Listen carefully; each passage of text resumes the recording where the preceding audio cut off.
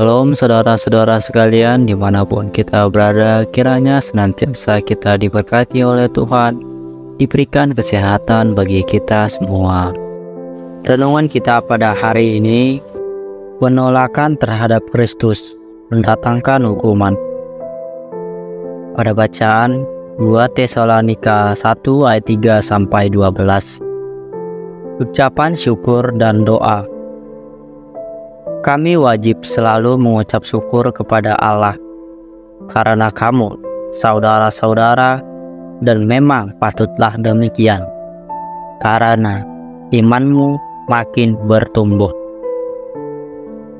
dan kasihmu seorang akan yang lain makin kuat di antara kami.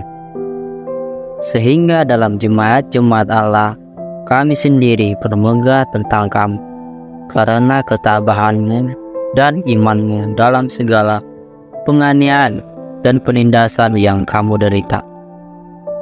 Suatu bukti tentang adilnya penghakiman Allah yang menyatakan bahwa kamu layak menjadi warga kerajaan Allah. Kamu yang sekarang menderita karena kerajaan itu, sebab memang adil bagi Allah untuk membalaskan penindasan kepada mereka yang menindas kamu, dan untuk memberikan kelegaan kepada kamu yang ditindas, dan juga kepada kami pada waktu Tuhan Yesus dari dalam surga menyatakan dirinya bersama-sama dengan malaikat-malaikatnya dalam kuasanya di dalam api yang bernyala-nyala, dan mengadakan pembalasan terhadap mereka yang tidak mau mengenal Allah dan tidak menaati Injil Yesus Tuhan kita. Mereka ini akan menjalani hukuman kebinasaan selama-lamanya, dijauhkan dari hadirat Tuhan dan dari kemuliaan kekuatannya, apabila ia datang pada hari itu untuk dimuliakan di antara orang-orang kudusnya dan untuk dikagumi oleh semua orang yang percaya, sebab kesaksian yang kami bawa kepadamu telah kamu percayai. Karena itu kami senantiasa berdoa juga untuk kamu, supaya Allah kita menganggap kamu layak bagi panggilannya, dan dengan ketaatannya menyempurnakan kehendakmu untuk berbuat baik dan menyempurnakan segala pekerjaan imanmu, sehingga nama Yesus Tuhan kita dimuliakan di dalam kamu dan kamu di dalam Dia, menurut kasih karunia Allah kita dan Tuhan Yesus Kristus. Mereka ini akan menjalani hukuman kebinasaan selama-lamanya, dijauhkan dari hadirat Tuhan dan dari kemuliaannya, kekuatannya. 2 Tesalonika 1 ayat 9. Pada hari kedatangan Kristus yang kedua kali, kelak setiap manusia akan dihadapkan pada pengadilan, seperti tertulis, sebab kita semua harus menghadap tahta pengadilan Kristus, supaya setiap orang memperoleh apa yang patut diterimanya, sesuai dengan yang dilakukannya dalam hidupnya ini, baik ataupun jahat. Setiap kejahatan akan mendapatkan balasan.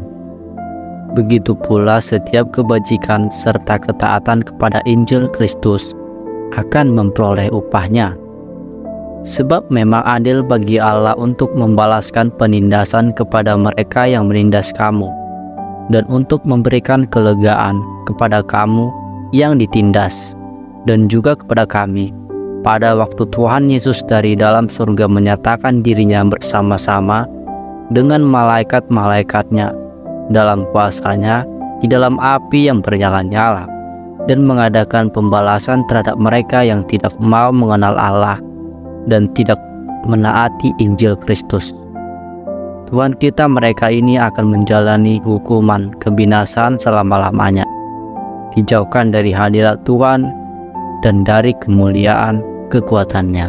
2 Tesalonika 1 ayat 6-9. Saat Kristus masih berada di bumi, Ia selalu mengajarkan kebenaran dan bagaimana harus memiliki hati yang takut akan Tuhan. Sampai hari ini pun Injil Kristus terus diberitakan. Tetapi yang sangat disesalkan, masih banyak orang yang mengeraskan hati dan dengan sengaja menolak Kristus dan Injilnya. Mereka tak menyadari bahwa pada akhirnya mereka akan dihakimi dengan seadil-adilnya.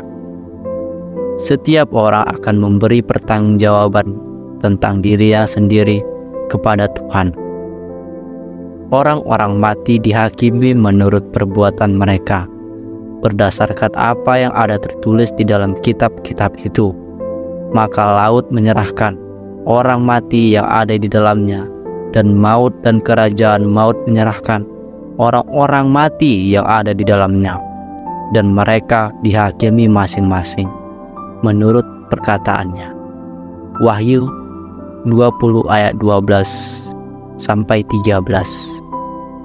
Akhirnya setiap orang yang tidak ditemukan namanya tertulis dalam kitab kehidupan itu, ia dilemparkan ke dalam lautan api.